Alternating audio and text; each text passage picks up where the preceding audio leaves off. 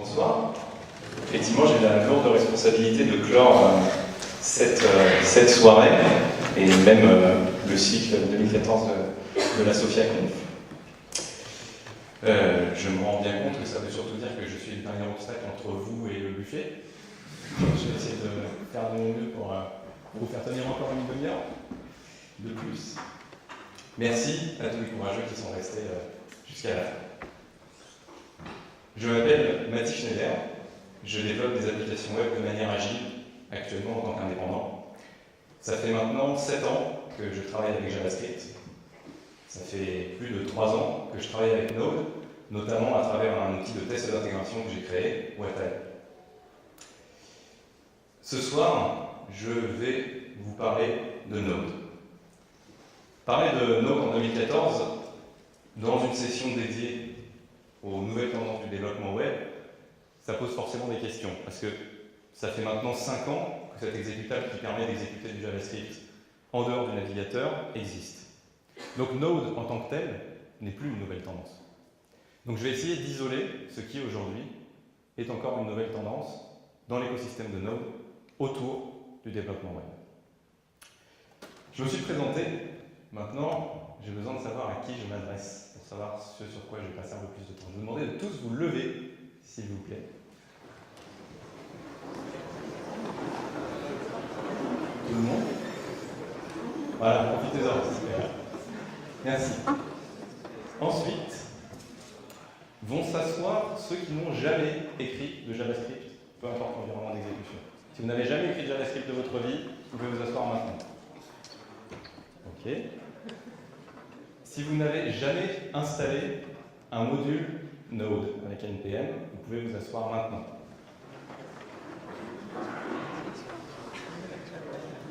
Ok. Si vous n'avez jamais écrit de code qui a été exécuté par Node, vous pouvez vous asseoir maintenant. Ok. Et si vous n'avez jamais publié de module sur le registre public NPM, vous pouvez vous asseoir maintenant.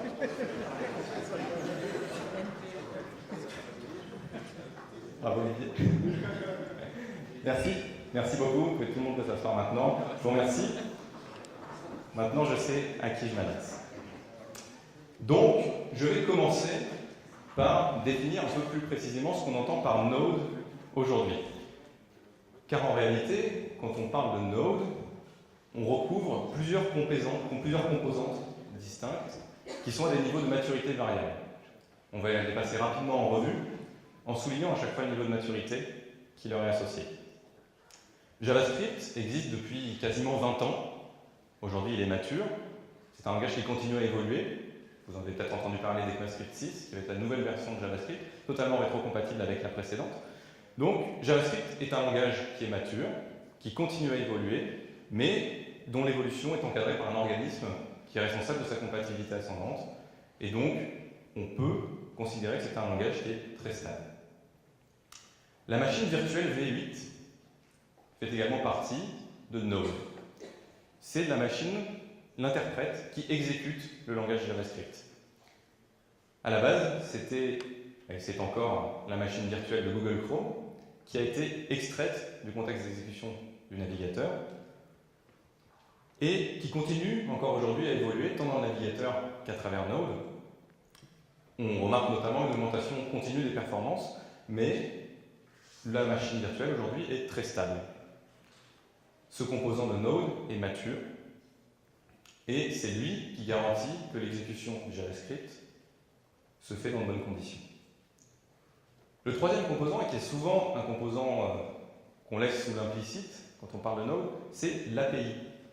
Node n'est pas seulement un moyen d'exécuter du JavaScript sur le serveur, c'est aussi une API qui permet d'interagir avec le système d'exploitation plutôt que d'interagir avec le navigateur. Exécuter des JavaScript, c'est bien beau côté serveur, mais si vous ne pouvez pas ouvrir de fichier, si vous ne pouvez pas ouvrir de socket, ça ne sert pas à grand chose. C'est l'API Node qui va vous permettre d'interagir avec le système d'exploitation. Aujourd'hui, cette API est assez mature. On s'achemine vers une version 1.0 qui va figer l'intégralité de l'API. Mais très honnêtement, ça fait maintenant plus d'1 an que les mises à jour successives n'impactent plus réellement l'API principale. Un composant qu'on inclut aujourd'hui, généralement quand on parle de Node, c'est le gestionnaire de paquets, NPM, Node Package Manager. C'est un exécutable qui est indépendant de Node, mais qui est installé par défaut par tout installeur de Node. Il est relativement stable, mais la compatibilité au fur et à mesure des versions n'est pas toujours conservée. Il y a quelques mois, par exemple, un des modules que j'ai publié ne pouvait plus être installé par la dernière version de NPM. Et après la mise à jour du descriptif du paquet, il ne pouvait plus être installé par les anciennes versions de NPM. Donc là, pour le coup, on commence à perdre un peu en maturité. Pourtant, ça fait encore partie de l'écosystème de Node. Et le dernier point, qui pour moi est le moins mature aujourd'hui dans Node, c'est le registre public des modules NPM et le réseau de distribution qui lui est associé. C'est-à-dire que l'exécutable qui vous permet de télécharger les paquets et de les installer, c'est une chose, mais encore faut-il que ces paquets soient accessibles. Et il se trouve qu'on n'avait pas vraiment prévu qu'il y ait 13 millions de téléchargements par mois de modules Node. Et qu'il arrive régulièrement qu'on essaie d'installer un module et que le registre ne soit pas accessible. Alors, il y a des miroirs qui sont mis en place, il y a une forme de résilience qui existe aujourd'hui, mais le fait est qu'en termes de maturité, on n'est pas tout à fait au top. Dans tous les cas, ce qui est important à retenir ici, c'est que Node n'est pas un simple exécutable pour votre serveur, c'est une véritable plateforme. À vrai dire, c'est comme ça que Node se définit. Si vous allez sur le site de Node, il dira Node is a platform. C'est une plateforme à des niveaux de maturité inégaux, mais la première tendance qu'on voit aujourd'hui, c'est celle d'une maturation de cet écosystème. Tout le monde a envie que les choses se figent, que les choses soient fiables. On n'est plus dans une phase d'exploration comme on a pu l'être les années précédentes. Aujourd'hui, on veut que les choses fonctionnent. Les choses, qu'est-ce que c'est? Eh bien, ce sont avant tout des programmes réseau. Qu'est-ce que ça veut dire? Ça veut dire programme réseau, eh bien, simplement l'objectif de Node, l'objectif que la plateforme s'est assignée, c'est de fournir une manière simple de construire des programmes réseau qui passent à l'échelle. Mais aujourd'hui, qu'est-ce qui n'est pas encore un programme réseau? Aujourd'hui, même les objets se connectent. Donc finalement, tout programme devient un programme réseau. Et plus généralement, tout programme devient un programme réseau avec un frontal web. Ce n'est pas nécessairement une application web par entière, mais quasiment tout le temps, pour au final fournir à l'utilisateur final de la donnée, on passe par une application web. Et il se trouve qu'en 2009, déjà, Jeff Atwood, qui ici ne connaît pas Jeff Atwood? Là, si vous ne connaissez pas Jeff Atwood, alors c'est que vous n'avez pas programmé pendant les 5 dernières années.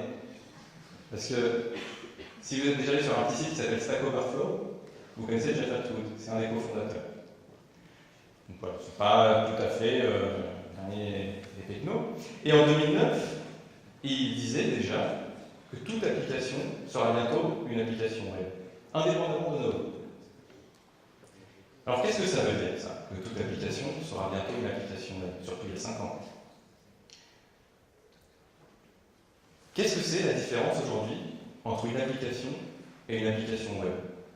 Cette frontière me semble être de plus en plus ténue. Déjà, c'est plus l'interactivité. Depuis le web 2.0, on commence à dater maintenant,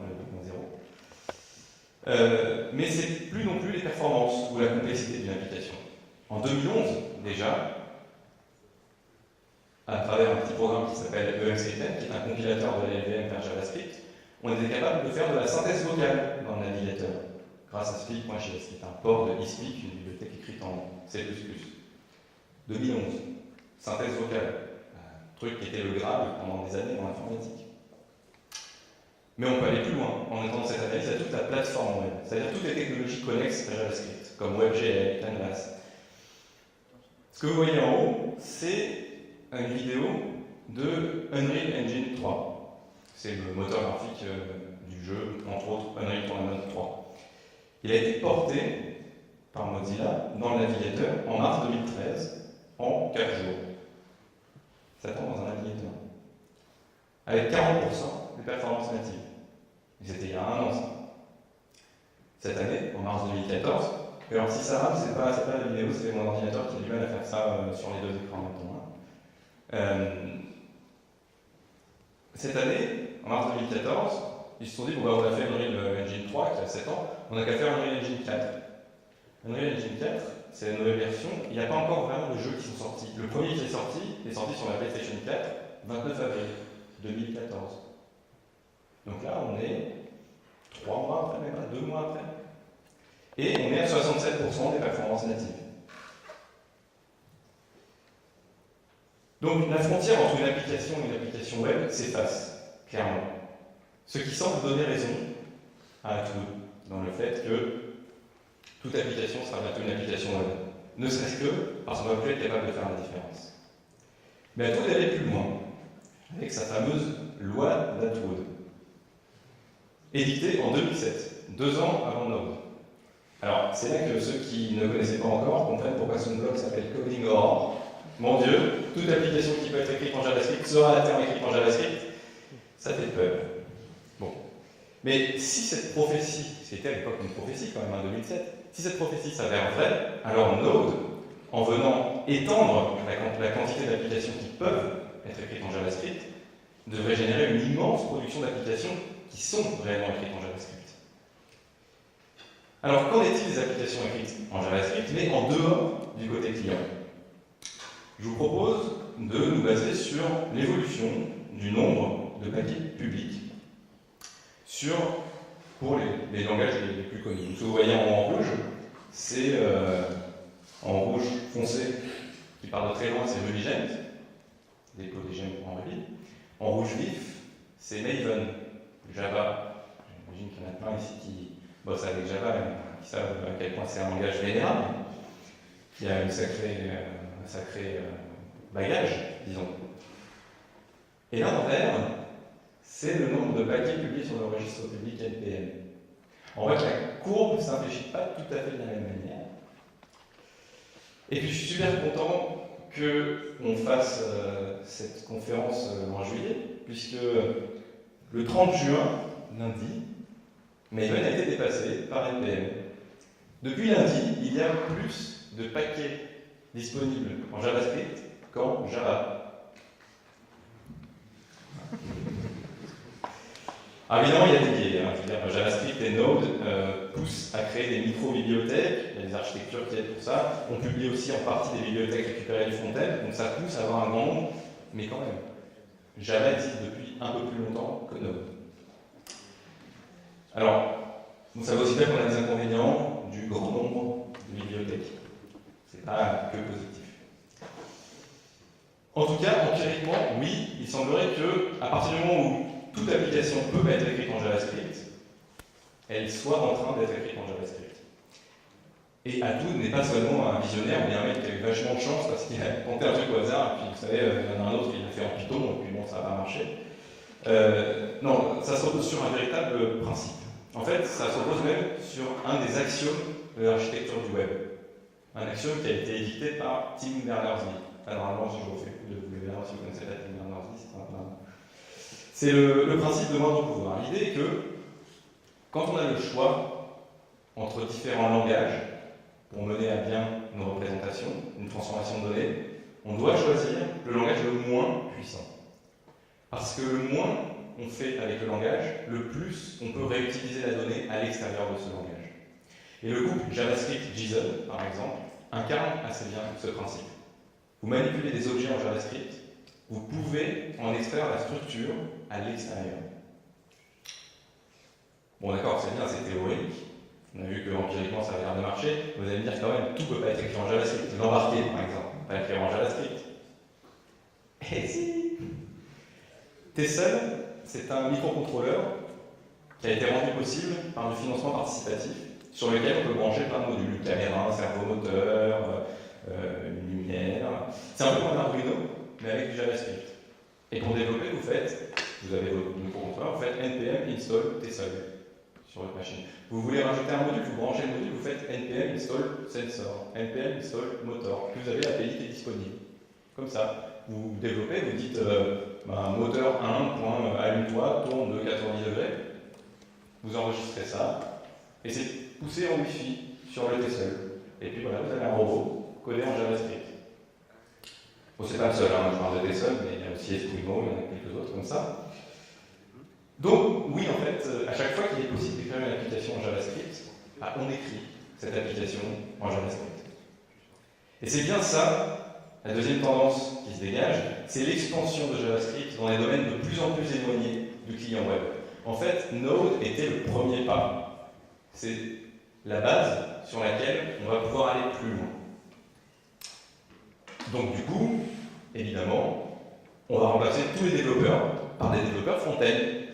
De toute façon, JavaScript va tout manger, donc autant s'y mettre tout de suite. Et puis en plus, les ingés front, ça coûte vachement moins cher. Donc, on les remplace tous. Génial. En plus, c'est vrai, il y a plein de boîtes qui le font. Par exemple, PayPal. PayPal a pour objectif de remplacer toute sa code base Java par du code Node. Ils ont annoncé ça en novembre. Ils se sont rendus compte qu'ils avaient moins de lignes de code, 40% moins de fichiers, plus de performance. Ils peuvent servir avec la même architecture, 2 fois plus de requêtes. Ils ont 35% de latence en moins. Génial. Ça avait tellement bien marché pour eux qu'ils ont rendu open source le gros framework qu'ils ont construit pour leur permettre d'aller jusque-là. Super. Box, l'équivalent de Dropbox, mais plutôt pour les entreprises. En mai, ils ont sorti un nouveau service, Box Notes, de l'édition collaborative de notes, pareil écrit en Node. Bon, alors évidemment, écrit en Node, c'est un grand mot parce qu'en fait, il y a un frontal qui se repose sur du Apache avec un Helix pour réussir à faire de la répartition de charge. Et puis, bon, au final, après quelques couches, ça finit par arriver sur du Node qui, lui, après, redirige vers des balanceurs de charge pour la base de données. Enfin, mais il y a du Node quand même. Et puis, Meteor, un framework 100% JavaScript avec de la sérialisation automatique, ce qui fait que vous écrivez du JavaScript côté serveur ou côté client, vous avez l'impression que c'est la même chose. C'est pas tout à fait, mais c'est pas grave, c'est Meteor qui va le faire pour vous. Et vous avez l'impression que vous faites tout dans le même langage, c'est super. Mais en fait, si on a besoin d'un framework, c'est peut-être que le JavaScript qu'on connaît déjà n'est pas tout à fait suffisant. Parce qu'ils ont tous besoin de framework, ils ont tous besoin de couches supplémentaires. Et en fait, le fantasme d'écrire un seul JavaScript, c'est un fantasme. Si vous parlez à un développeur JavaScript qui est habitué au côté client, vous lui parlez de promesses, de stream, de remonter des erreurs dans la boucle d'événements principale, ou bien pas, justement, des callbacks, de l'API, file system, tout ça, il ne saura pas du tout de quoi on parle, mais alors vraiment pas du tout. Donc on se rend compte que partager le langage, c'est pas du tout la même chose que partager l'environnement d'exécution. On ne partage pas les références, on ne partage pas les prototypes, on doit toujours se réaliser pour passer par le réseau. En fait, le fantasme d'avoir tout dans un seul langage, c'était un peu comme GWT. Voilà. Mais bon, là, c'est par de l'auto-T, quoi. La véritable tendance, c'est une adoption au cas par cas. Souvent pour une brique, en full stack sur un projet spécifique, un projet qui vaut vraiment la peine parce qu'on a beaucoup de besoins de temps réel. En plus, là, c'est une réalité, c'est que l'interaction avec l'existant est facile. Node fournit de base un serveur HTTP et vous aide à avoir une architecture orientée vers des microservices. Facile d'interagir avec une application existante. Soit de cette manière-là, soit avec les streams. Vous pouvez piper dans un programme Node et il va traiter ça en flux, comme n'importe quel programme POSIX. Vous pouvez même avoir des bridges, par exemple avec du Java, un projet qui s'appelle Node-in, qui vous permet d'avoir l'API Node dans une JVM. Vous pouvez appeler indifféremment du Java ou du JavaScript. Donc en production, on n'est pas en train de remplacer tous les développeurs par des développeurs front-end. Par contre, oui, on remplace les outils qui aident à la réalisation d'applications web par des outils qui nous viennent à l'origine du monde du côté client. Yeoman, par exemple. La création d'une nouvelle application web, vous pouvez aller beaucoup plus vite plutôt que de récupérer tous les fichiers un par un, d'avoir du boilerplate. Vous pouvez installer Yeoman, comme vous faites npm install Yeoman. Vous avez un petit exécutable qui va vous permettre de créer facilement de nouvelles applications. Grunt, qui nous avait été montré tout à l'heure, vous avez eu un petit exemple quand on faisait tourner les tests. Grunt, c'est un gestionnaire de workflow. Vous pensez un peu à Ant, mais sans le XML. npm install Grunt. Ah non, pardon, excusez-moi, Grunt c'est vieux en fait, maintenant il faut parler de Gulp. Gulp c'est vachement mieux. Gulp c'est le gestionnaire génial, qui est vachement mieux que Grunt. Il a été vachement mieux avant même que Grunt ait été utilisé par la majorité des gens, mais il était quand même vraiment vachement mieux. Alors là, on a un exemple justement de construction partielle. Le remplacement de Grunt par Gulp, c'est la construction. C'est-à-dire que, effectivement, l'écosystème n'est pas encore franchement mature, on se cherche encore. On a un super outil qui démarre, ouais, forcément il est super, il est mieux que rien, il n'y avait rien avant. Mais 2 mois après, il y a un meilleur outil qui démarre. Bon, le cas de Gulp est un peu particulier, parce que il a l'air d'être effectivement meilleur pour un point spécifique. C'est que Grunt parallélisait les tâches, mais considérait encore les tâches comme des éléments atomiques. Gull va vous permettre de traiter vos tâches en flux. Vous avez un fichier JavaScript, vous pouvez commencer à le linter, en vérifier la validité, et en même temps commencer à le minifier. Tout ça dans un pipe. Donc, Gull, oui, effectivement, il est un peu coupable de contribuer à l'immaturité de l'écosystème, mais en même temps, ce qu'on observe aussi avec ces outils qui se dégagent, et qui en dégagent d'autres, c'est que l'écosystème Node commence aussi à avoir ses caractéristiques propres. On commence à s'emparer de ce que c'est une API spécifique Node. Un autre exemple, Bower, gestionnaire de paquets côté client, lancé par Twitter.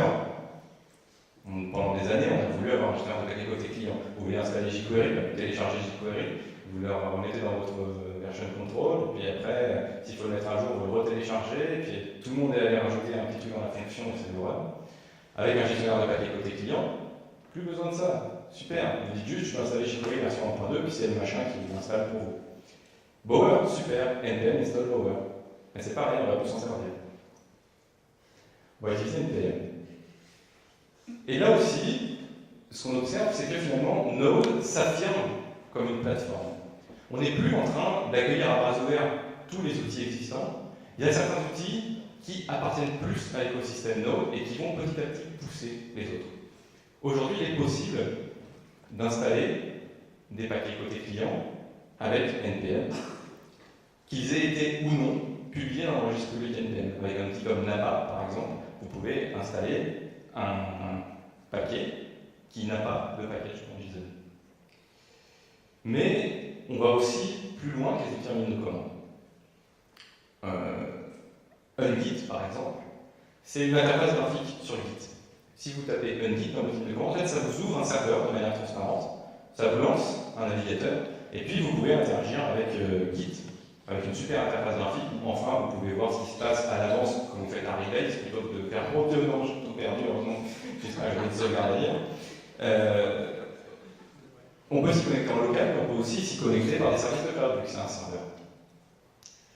Donc, on voit que Node permet d'avoir des interfaces graphiques avancées en restant toute la couche web sur des outils en ligne de commande. Et on voit aussi que ça peut être une porte d'entrée vers les interfaces web pour des développeurs qui, historiquement, étaient plutôt du côté backend. Et l'aboutissement, c'est probablement Atom, l'éditeur de code de GitHub, qui mélange complètement les deux API. Vous lancez l'application, vous avez l'impression que c'est une application normale, donc ils n'ont pas l'impression que c'est une application native. En fait, c'est juste une vue web avec un backend Node, le tout packagé dans une seule application. Vous vous en rendez pas compte jusqu'au moment où vous faites clic droit, inspecter, et vous vous rendez compte que derrière c'est que du CSS et du HTML. Vous pouvez tout changer. Donc finalement, le code d'Atom, c'est du JavaScript qui appelle dans la même ligne les API du DOM pour mettre à jour l'interface de l'application et les API de Node pour aller écrire dans les fichiers. Et ça, pour moi, c'est la dernière tendance, la tendance la plus importante, celle de la création massive d'outils support à la création d'applications web. Et pourquoi? Comment ça se fait? C'est simple, c'est parce qu'enfin, on permet aux développeurs côté client de résoudre leurs propres problèmes. Ça fait des années qu'on complexifie les interfaces web côté client. Ça fait des années qu'on demande toujours plus aux développeurs côté client. Et ils ont des outils pourris. Je pense qu'une conférence qui le soulignait assez bien plus tôt. Node permet enfin à ces gens qui souffrent au quotidien de créer leurs propres outils, plutôt que de devoir attendre qu'un collègue qui s'y connaît suffisamment bien en Ruby ou en Bash ou en Java puisse leur écrire un outil. Alors jusqu'ici, la minification, ça s'est fait avec YUI. C'est un compresseur JavaScript écrit en Java. Aujourd'hui, avec Node, vous pouvez juste accéder, avec un outil comme Explica par exemple, à l'arbre de syntaxe abstrait de votre JavaScript et faire des trucs incroyables dessus parce que d'un coup, vous avez de l'introspection. C'est cette tendance qui, pour moi, est la plus forte aujourd'hui. Et c'est elle qui est à la fois cause et conséquence de la maturation de l'écosystème. Puisque les outils permettent de faire mûrir l'écosystème, mais ils voient également le jour grâce à cette maturation. C'est en contraste avec l'adoption raisonnée qui se fait en production, qui se fait au cas par cas, quand on en a besoin. La tendance à la massification apparaîtra certainement dans le temps, peut-être l'année prochaine, peut-être l'année suivante. Dans tous les cas, cette adoption en production permet l'expansion de JavaScript plus loin que le côté client. Quand on se rend compte que côté client, on peut faire des trucs incroyables en JavaScript, on commence à essayer côté serveur. Quand on se rend compte que côté serveur, on peut faire des choses incroyables, y compris en production, on commence à passer en application autonome, etc., etc. Finalement, les preuves de fonctionnement en conditions réelles encouragent à repousser toujours plus loin les nouvelles frontières de ce qu'on peut faire avec JavaScript. Rendez-vous l'an prochain pour voir où se retrouvera JavaScript. Merci.